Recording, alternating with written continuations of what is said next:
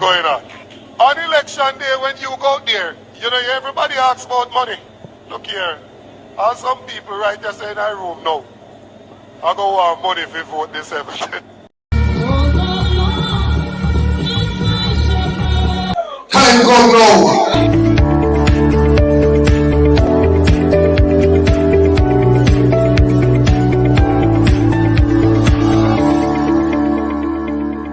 Yes, JPU family, welcome to another episode of Jamaica Politics Uncovered. Guys, the real reason why the seat was taken from Lawrence Rowe is because Steve McGregor was supposed to get that seat.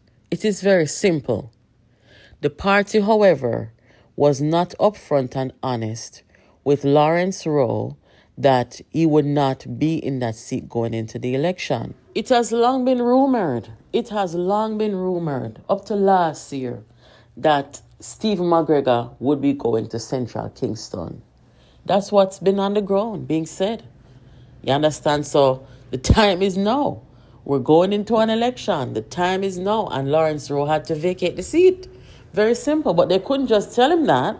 You know, they had to find different ways, creative ways to tell him, listen, you got to go now. Mark Golding and Peter Bunting and the PNP put themselves in a position where when they were toppling their leader and toppling their party, they owe so many people. You understand, guys? It's like you owe a whole heap of people a whole heap of money. And you can't really upfront with nobody. It just be a go round corner, go round corner. And that is the situation with Lawrence Rowe, is that they owed him.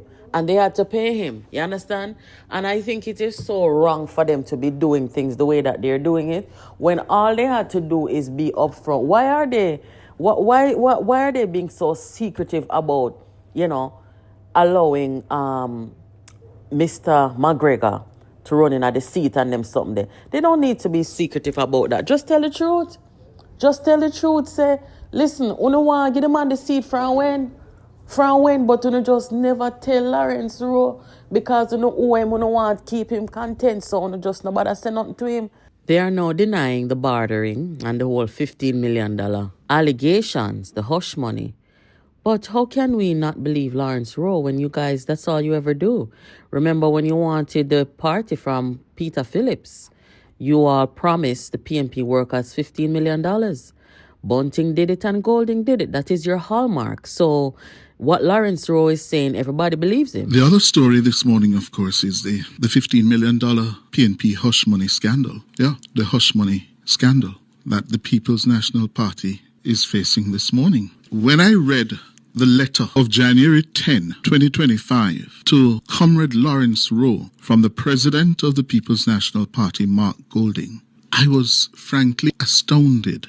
I'm astounded on several fronts. And here we are, so close to the elections, and Mr. Golding has committed to writing this letter of January 10. In the letter, he said to Lawrence Rowe, quote, "You will recall that when the Integrity Commission of the party had not approved you as fit and proper to proceed as a candidate, I had nevertheless decided that you should be given the chance to do so." In other words, his own integrity commission, his own integrity committee, whose principal mandate is to investigate, inquire, research, and to make a recommendation to the party on all its candidates. And during that process, the PNP's integrity committee found that Lawrence Rowe did not meet their fit and proper threshold criteria. It couldn't satisfy them that he was a fit and proper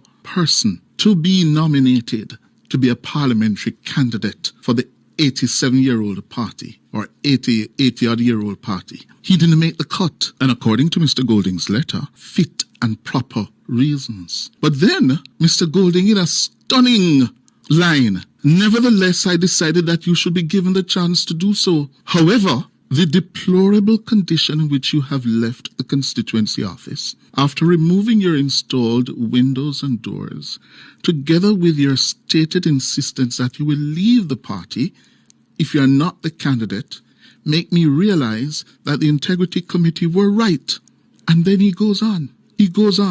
As previously discussed, if you do And what does that do? If you go ahead and earn political capital by supporting the party's candidate in their constituency, you will be afforded the opportunity to use your considerable talents to play a meaningful role in the next PNP government. So a man who could not meet the threshold, the fit and proper threshold to be a candidate for Parliament, you're offering him a position in government. And what is that position? According to Mr. Rowe, that position, based on Mr. Rowe's Facebook posts on December 30, he said, this happened on December 30. The Facebook posts were done last Saturday. The General Secretary called to inform me that the party leader had committed to the following: one of 13 Senate appointments, board membership at a housing agency, and $15 million in resources. $15 million in resources. Interesting choice of words. Resources, not cash. So it could be a blend of cash and materials and whatever. Lawrence Rowe, according to the letter here from Mr. Golding, is not fit and proper. He says in the letter, the Integrity Committee did not approve you as fit and proper to proceed as a candidate. But nevertheless, I decided that you should be given the chance to do so. However, and listen to the reasoning, the deplorable condition in which you have left the constituency office, after removing your installed windows and doors, together with your stated insistence that you will leave the party if you are not the candidate, make me realize that the Integrity Committee were right. Oh, that is the reason? Well, the Integrity Committee didn't know about any vandalizing of the constituency office, nor his insistence that he would believe in the party after being told, no, you won't be the candidate. The Integrity Committee did not know of those reasons. It would have had to use other reasons to come to its decision that Rowe is not a fit and proper person to represent the People's National Party in a parliamentary election. And on that basis, they said to the party, don't go with him. And Mr. Golding, in a display of poor judgment, questionable judgment, decided nevertheless to go with him. And the same Mr. Golding who says, you have proven the Integrity Committee right, now turns around in the same letter and writes, as previously discussed, if you remain loyal to the party, stay with the party, you will be afforded the opportunity to use your considerable talents to play a meaningful role in the next PNP government. What do we have here? Sleaze. Corruption. This is what we have here. Sleaze and corruption. Nothing less, nothing more. The allegations made by Lawrence Rowe constitute a disclosure which confirms the PNP's willingness to use corrupt means and breach good governance in its desperate attempt to secure state power. The PNP's leadership and Mayor of Kingston, Andrew Swaby, have serious questions to answer, as they have not credibly disavowed the allegations made by Lawrence Rowe.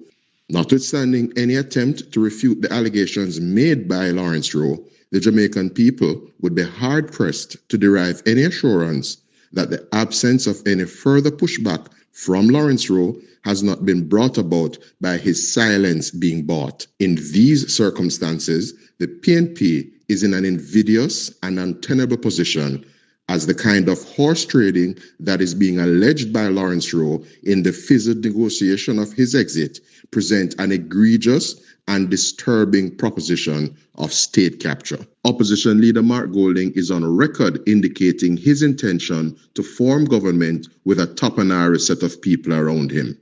While the public may now deduce that Lawrence Rowe is not top-and-iris enough, the real questions that arise are, how many of its decisions does the PNP make in the manner alleged by Lawrence Rowe?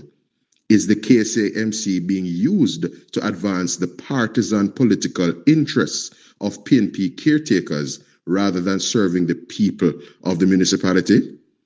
Are there other persons with whom the PNP has similarly negotiated, and what monetary compensation or reward or indeed position in a future PNP administration have these persons been promised?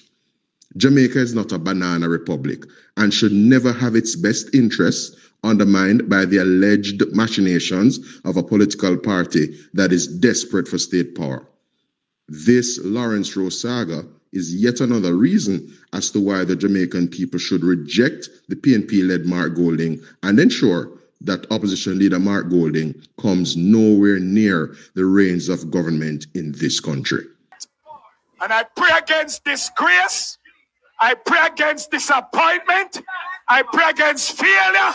I pray against embarrassment. I pray against, oh God Almighty, mental disorder. I pray against confusion. I pray against mix-up spirit. You know, she said them pick up what go on with Mark. When people are praying for you, know, and people are praying for you, they are praying for whatever problem you're going through at the time, don't it? Yeah, what Mark about you? Mix-up spirit, spirit of mental disorder. Oh, the blood. By the blood, sweat and tears of our ancestors. Our ancestors didn't come here as free people.